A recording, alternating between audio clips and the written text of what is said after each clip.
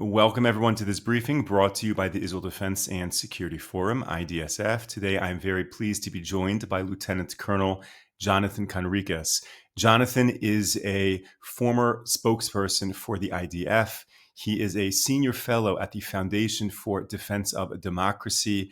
He is a member of IDSF, and he is the co-founder of Bottom Line Media. Jonathan, it is a great pleasure to once again be sitting with you. I have many questions, and I know our viewers very much want to hear from you. So thank you. Let's just jump right in.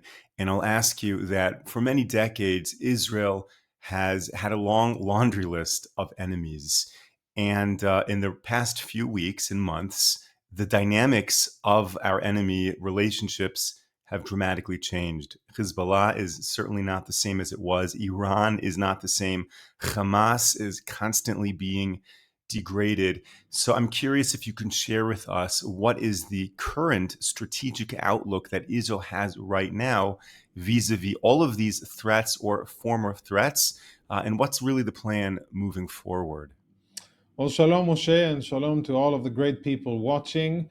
I think that what Israel did on what it started on June 13th was to start to basically roll back the tide or to really change fundamentally the strategic balance of power in the Middle East. It's still too early to, count the money in a casino sense. We're still very much in the casino, but I think what Israel did was to, for the first time in a significant way, actually position itself in the driver's seat and actually take away the most important thing that you can have against an adversary, and that is initiative and aggression. And for many, many years, I'd say the better part of 20 years, maybe 25 years, I would say that the Iranian regime had a clear strategy. They were implementing it, and it was working. And they were building that vaunted ring of fire around Israel. You mentioned some of the key terrorist organizations that the Iranians funded and armed. And that was part of a bigger strategy, which Amir has spoken about a lot, and many of the other seniors at IDSF. We've spoken about the Ring of Fire extensively, and it was supposed to bring about Israel's annihilation after October 7. Hamas jumped the gun and launched their attack, probably prematurely, probably without buttoned down support and coordination with the Iranians. We know that there was general approval and that the Iranians, of course, wanted it to happen, but we don't know that it was specifically designated and sanctioned by the Iranians and that they were in on the final details. Why is that important? Because, of course, there's a direct line, a causatic line that connects between October 7 and June 13 and where we are today. And as horrible and as humiliating as October 7 was, today we are thankfully in a entirely different strategic situation in our neighborhood, where I think for the first time Israel is in the driving seat and we have the ability to dictate to the Iranian regime, and we have the ability to negotiate with our other power brokers in the region in order to do beautiful, magnificent, and positive things for Israel, but also for the region. And that's very refreshing. That's positive. I think it's the first time that I remember it. And I think that's a very positive thing. It was brought about by decades of collecting intelligence and building that military infrastructure against Iran, collecting intelligence, establishing networks on the ground by Mossad, and really mapping out that entire Iranian, not only their nuclear military project, but really the regime, the centers of gravity of that regime, its weaknesses and vulnerabilities and strength, and then providing ourselves, Israel providing itself with the capacity to actually strike. And what I think happened on on June 13, was really many years of planning that culminated in a world-class delivery. Mossad, Israeli military intel, Air Force, Special Forces, and of course logistics and other components. But bottom line, world-class delivery, and I think an overwhelming military success against the Iranians, which now gives the government, the prime minister, the cabinet, but essentially the executive branch, tremendous dealing cards. Now we have a much better hand, a much stronger hand to really chart a different path forward. So I think we're in a much better place. We have gone now from the realm of the military, where we were very, very successful, very high percentage of success in dismantling their nuclear program, in handicapping their capacity to produce ballistic missiles, and also significantly limiting their ability to fire those missiles, and in general, weakening the Iranian regime. And where we are now is that we've transitioned from the military to the diplomatic and the political, and now statecraft and diplomacy are the main frontier. And I hope that Israel will be as excellent as it was militarily in the diplomatic field, and I hope that we will translate the military achievements to a long lasting political and diplomatic achievement that will make sure that Iran never ever has the ability to enrich anything on Iranian soil, that they acknowledge that they're not going to have a nuclear program that has any other capacity than peaceful, basically what they have at Bushehr, which is a civilian reactor where they're provided enriched fuel from Russia, and they can run that reactor as much as they want. It is not weapons capable, so they can have that, but nothing else. Why? Because they're a rogue, fanatic regime that has the intent and wishes to destroy the state of Israel. That's why they cannot have anything that is close to weapons of mass destruction. And I hope that Israel will have the wisdom to coordinate with the Americans and to continue to move in lockstep and synchronization, as has been the case up until now, and to see that long term achievement. And then, of course, to build bridges for normalization, for peace. I think there will be a line, not a virtual one, but there will be a real line of countries that will be queuing up, Muslim, Arab countries that will be queuing up, eager to join the Abraham Accords, eager to reap the benefits of peace and normalization and having access to American markets and Israeli markets, Israeli tech and knowledge and know-how and expertise, whether it's in water or in agriculture or in medical devices or in defense tech. There are so many things that Israel can offer, and I think that we will see a windfall, if we're smart about it diplomatically, of that going forward. Jonathan, when we look at the tremendous success that Israel recently had with Iran, and if we go back a little bit to the tremendous success with Hezbollah, these really seem to be 1967-like moments. The question then arises, we know that as great as 1967 was, not that many years later, there was the Yom Kippur War.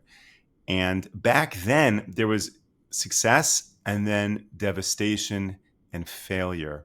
And what will Israel do right now so that all of the achievements in this war will not result in another Yom Kippur type scenario, but rather we can really build for long-term success? Yeah, I think it's a valid analogy, but I would add a different component to it, or to look at it from a different perspective. I think the biggest shortcoming, other than hubris, that of course was the main reason why we found ourselves on the eve of Yom Kippur, or Yom Kippur itself, surprised by two enemies and almost faced an existential threat. That was basically hubris and an underestimation of our enemies, lots of arrogance that led to Israel not being vigilant, not maintaining its military capabilities, not making sure that our enemies were not developing military capabilities, and simply misunderstanding. But I think before that, I think that the most relevant part is what happened after the 6 Days War, was that Israel, according to the history books, I'm too young and I wasn't alive, but I've read about it. What I understand is that we didn't have a clear and coherent strategy to turn the gains that we had gained in the Six-Day War into long-term political achievements that would promote our national strategic and otherwise goals. And that, I think, is the big thing that I think we have to be very, very mindful of now. What do we really want? How do we translate, exposing Iran in its weakness and exposing their air, or basically dominating their airspace and taking out their nuclear program, and decapitating many parts of the Iranian defense establishment? How do we turn that into something that is long lasting and really has international guarantees and insurances and works in the long run? And this is the most important part, what is the underlying strategy? What is it that we want to achieve at the end of the process? And I'm not entirely sure that that exists in Israel. If it exists, I don't think it's clearly formulated and communicated to the people who need to know it, the entire defense establishment, the diplomatic corps, and to a certain extent also the general population. And here I hope that, I think that what Israel now is capable of doing is really applying maximum pressure on the Iranian regime in order to destabilize it enough so that the Iranian people will be able to reclaim their sovereignty and to get rid of this horrible, oppressive, and backwards and corrupt regime. I think that should be a clear strategy moving forward. It hasn't been said so far by Israel. It hasn't been a national priority or a tangible goal. I think it should be, because at the end of the day, you mentioned Hamas and Hezbollah and Islamic Jihad, etc. As long as the Islamic regime in Iran exists, I think that we will continue to face these proxies that will be funded and armed by the Islamic Republic of Iran. And probably, and here I'm totally, assessing, I think that the Iranian regime won't give up on its nuclear weapons program. And I think that they will go to tremendous lengths in order to sustain it, whether covertly or overtly. Of course, overtly, that would come with a great cost for them. But at the end of the day, I don't think that they'll be smart enough and cool headed enough to say, you know what, we wanted it for a long time and we've hitched or connected our national pride to this project of having enrichment and basically developing a bomb. And we've really bet heavy on it. But now that bet hasn't come through, and okay, we're going to let it go. We're going to cut our losses and we're going to let it go. I don't think that the Iranian dictators are capable of doing that. And therefore, I think that as long as the Iranian regime exists, fueled by this extremist ideology, this religiously based hatred towards Israel, what they call the Zionist entity, I think that what we should be doing is formulating a clear goal and saying yes to ourselves and to our allies, this is what needs to happen. And let's bring it about. Let's build a coalition. Let's apply diplomatic, military, financial, information, and all other types of pressure on that regime, because it is a warmongering, illegitimate, hostile, and oppressive regime that shouldn't be allowed to exist. And the legal justification would be is because there are so many in that regime who openly say that they want to annihilate the state of Israel with all of its women, children, elderly, with all of its infrastructure, its wildlife, its nature, its heritage, everything. They want to annihilate Israel. So that, for me, is all the justification that we need in order to deal with them, but systematically in order to undermine their regime. And that is, I think, the strategic objective that Israel needs to be mindful of. And I think that the military achievements that have been delivered by Mossad and the IDF have created a very good, conducive environment for that to happen. Jonathan, you have done a great job at representing Israel on the world stage and really working towards this strong U.S. Israel alliance. And by the way, I'll share with all of our viewers a number of years ago, you did a great video with IDSF chronicling your experience representing Israel in the UN. So everyone should check out that video that we produced. You can find it on the IDSF YouTube channel. Israel has been pushing the world and certainly pushing the US for decades to take a stronger stance on Iran, even using a military option. And it only came to fruition right now. And I'm curious to know what happened just now. Was there a specific piece of intelligence that came in that really pushed the US over the edge? Was it the aftermath of October 7th? Or maybe it was just the right administration in the White House at the right time that really compelled the U.S. to more actively join the fight. What are your thoughts on all of that? How has the U.S. Israel relationship changed and really created the scenario where the U.S. was willing to join the fight right now? So there's many, as we say in Hebrew, success has many fathers, and only the failure is orphan.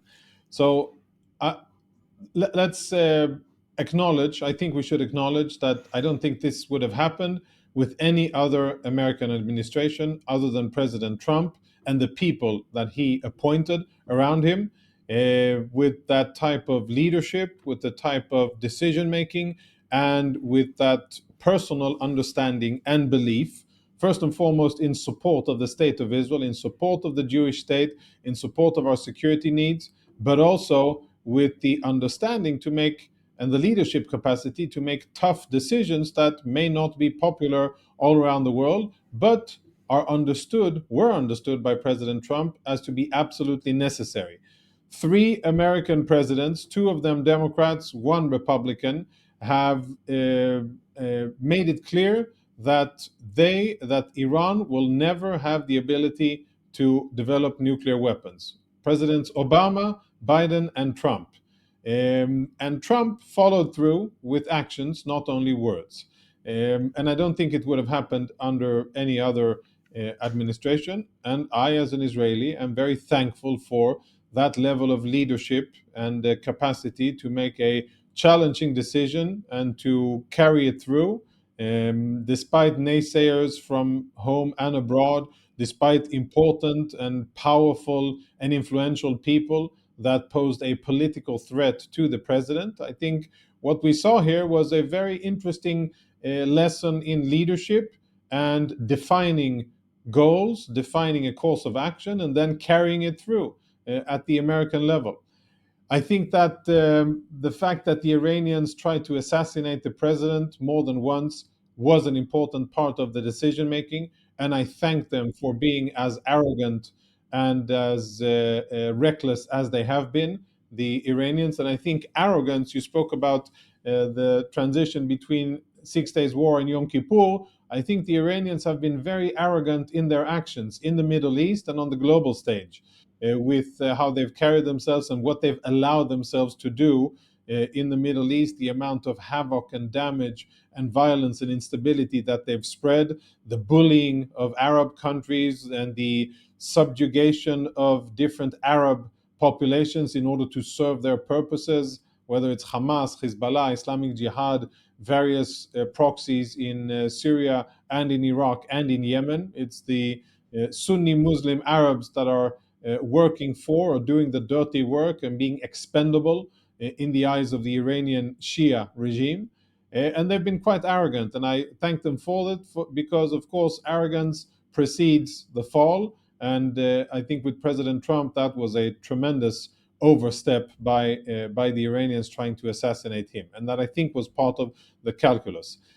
Third, I think that there was clear evidence that Israel had access to, that the Iranians were indeed sprinting, making maximum efforts in order to achieve a nuclear bomb. And that was very important. And that was shared and vetted, shared with the Americans, and it was vetted, the information was vetted with the Americans. And that, I think, was also important in shaping American decisions. And the fifth reason, I think, success is a very inviting thing to be part of. And what Israel did in the opening operation, or the opening stage of the attack against Iran, was extremely successful. And it was very clear, I think, after a few days, for the American military and the administration that this was a success story, that it would be a very high chance of mission success if the US sent in troops, and that the risk and exposure, not troops, but pilots, and the risk and exposure was absolutely minimal. So it was an ideal setting. It was really the best setting that Israel could deliver. And as such, I think the president made a calculated decision where he says, okay, I have opposition from within and I have criticism around the world, but this is the chances of success here are very good, and I'll be able to do what I think is the right thing to do. And probably there won't be significant setbacks, and I won't have to deal with fallout in terms of casualties or mission failure. And that was made possible by Israeli brilliance on the battlefield. So I think that was a contributing factor as well. And last thing, I think that the American administration understands that the Iranian regime is what stands between a continued situation of war, suffering, instability, and terrorism in the Middle East, and on the other hand, lots of possibilities for regional cooperation under American leadership. And I think that that was also part of the American decision making. I, of course, totally agree with it. And last but not least, let's not forget the Iranian bedfellows, China and Russia, and to a certain extent, Pakistan. And these are enemies of the United States. These are countries, of course, non democracies that oppress their own people, that conduct illegal attacks against other countries like Russia. They are aggressive and have very have a threatening posture towards the US. So it makes a lot of sense for the US to support its strongest and most trustworthy and capable ally in the Middle East and maybe in the world, the State of Israel, support Israel with the tools that it needs in order to fight, and then move in for the coup de grace and actually deliver the final blow to Iran's nuclear weapons program, which, of course, has done, I think, a lot in order to bolster the US standing in the region. I think everybody was watching. The entire world was watching. The Chinese, the Russians, the various Sunni terror organizations in the Middle East and outwards of it, they were watching. And if this had been another moment of a president drawing a red line and saying that the US is going to take action and then eventually doesn't, I think that would have been very, very detrimental for the US global standing and its regional standing. But here, there were lots of tweets and lots of talk, but at the end of the day, there was action. And the action was decisive, and it was significant, very significant, and it was successful. So that I think was very positive, and I think it was just brilliant to see. And I follow U.S. media quite closely. It was brilliant to see how so many networks like CNN, MSNBC, like PBS, ABC, and others, they were telling themselves a story that there was lots of discrepancies and differences between the US perspective and the Israeli perspective. And they were creating this fictional reality, which I think the Iranians were watching, and that I think they were really persuaded by that. And I think that that was part of the reason why the opening strike against 20 senior generals and nine nuclear scientists, why that was so successful, because they really believed that there were differences between what Israel was thinking and what the US was thinking. Based on the actions, I think we can say with very limited doubt that there weren't any differences, that this was coordinated, this was lockstep coordination between Israel and the US at the military level and at the political level, and it was carried out with great, I think, with quite a lot of finesse, catching the Iranians off guard. And that was also thanks to the fact that a lot of people tell themselves stories. A lot of people are full of self-importance, and they may look good, they may be funded, they may be believe that that they have access to the truth and that they're shaping and influencing. This case, I think, should provide quite a lot of people in the US media with a generous serving of humble pie, and not to be so sure that they understand what Israel is doing, what Israel isn't doing, and the level of support that it has in the US administration. Jonathan, thank you so much for taking my questions today. And of course, thank you to all of our viewers and supporters who are tuning into this briefing, sending in your questions to really help me guide these conversations and get you the information that you want. Jonathan, I have one final question for you today. You have been representing Israel in the media for a very long time. And I'm curious, in terms of your own personal journey, and maybe your own life lessons that you have culled from these months in the aftermath of October 7th. Has anything changed in your life, in the way you address the media and you see this war, in terms of looking at the way you operated pre-October 7th and now in the post-October 7th world? I believe I have. It's been a long, long journey, and the journey continues. The path continues, and it's a significant, I think, very significant front that Israel is facing. And yes, I think that I have, evolved. You learn a lot from engaging with journalists, with pundits, with commentators, and in debates. You learn a lot about the mindset of the adversarial side or the opposing side. And I think that I definitely listen a lot and try to understand what it is that they believe, what it is that they're trying to promote, and then to undermine that. I think I can say on a personal level that, if anything, my core connection and core belief has been strengthened in the righteousness of our cause, the nobility of our efforts. And I say that, I choose that word. Our efforts are noble, even though war is messy and it's horrible and people die and it's suffering and it's destruction. But I think our efforts to defend ourselves against the threats that we face are not only righteous and correct, but they are noble, and they should be supported by freedom-loving countries and societies and institutions and people around the world. I think I've been disappointed many stages in the beginning of how feeble and how cowardly many elected officials, organizations, media outlets have been. And I think that I'm very thankful for an organization like the IDSF, Abithonistim, which, threads a very thin line here, constantly, actively operating to try to stay out of politics as much as possible, not to speak ad hominem about certain people in politics, whether it's the prime minister or opposition, etc., but really focus on the essence of Israeli security, Israeli strategic achievements, and safeguarding the future of this magnificent endeavor that we're part of, the State of Israel, the Zionist enterprise.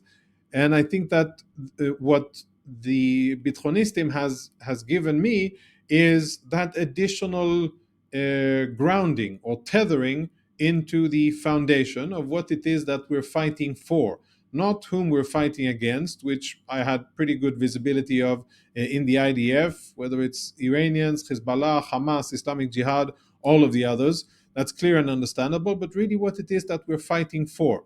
And I think the importance of the movement is tremendous in Israeli society. I think people around the world who are wise enough to listen to what senior figures in IDSF are saying, they do themselves a service, because it may not be the bon ton, and it may not be what the New York Times or Le Monde or other more established, or what people think are more credible outlets, and those that are tone setters, but it is really much more reflective of Israeli society, of Israeli decision making, and of the core of what it is, of really Israeli spirit today. And I think that's very important. And I would recommend, people around the world, if there are journalists watching this, to apply, not to be fooled, and to go to the easy parts where you have former Israeli generals with clear political objectives that are, in my mind, many times reckless, careless, reckless, and sometimes borderline I'll be careful with what I say, but I think are really muddying the lines between acceptable and unacceptable behavior from former generals, saying things that are, derogatory, that are demeaning, that are undermining social cohesion and undermining really the social fabric in Israel. It's easy for a journalist to go ahead and consume that and say, see, the former prime minister says such and such, and this former general said such and such, and that falls exactly with that's exactly what I want to hear, because I don't believe that Israel is justified in defending itself against Hamas or being aggressive against Hamas and whatever Israel is doing in Gaza, for instance. But I would advise caution and listen to people at the IDSF, because I think they are much more reflective of the gist, the spirit of Israeli society. I definitely do. I listen. I pay attention to a lot. I learn a lot from the tremendous research efforts done by the movement. Lots of very hardworking and bright minds that are busy compiling data, assessing it, and then producing policy papers, recommendations that really, really have an effect. I don't think that a lot of people around outside of Israel understand the tremendous effect that this movement has, and I benefit from it as well. So, to summarize, I think that my conviction and the strength of my beliefs in the state of Israel, the people of Israel, whether it's people of Israel in Israel or the diaspora, I think has only grown. I'm very optimistic about the future. I'm optimistic when I see our the generation of 15, 18, and 20-year-old Israelis. They're magnificent. They are battle ready. They believe, they understand how important it is to be on guard and to defend what you hold dear. And they understand that there are no free lunches in the Middle East. And if you want something, then you need to defend it. And if you cherish and love something, then you need to continue to protect it and help it to grow. And I see a lot of that in Israeli society, and I think that's tremendous. And to summarize, I'm positive about the future. Yes, Gaza is going to be very difficult to untangle and make better, and it's going to take a lot of time, lots of resources, lots of diplomatic finesse, lots of leadership, which I'm not entirely sure that we have in stock right now, but I think that we will eventually see that through and we will see a better future. And I think that what Israel has done in the last 2 weeks, nothing short of magnificent. And I hoped and I believe that we will translate it into long term strategic achievements that'll be excellent for Israel, great for the region, great for the Iranian people, great for Arabs, and good things will follow. Lieutenant Colonel Jonathan Conricus, thank you so much for joining me today. Thank you to all of our viewers and supporters for tuning into this briefing. We will be back with you tomorrow, 10 a.m. Eastern Time, 5 p.m. here in Israel. Until then, stay safe, stay strong. Take care, everyone.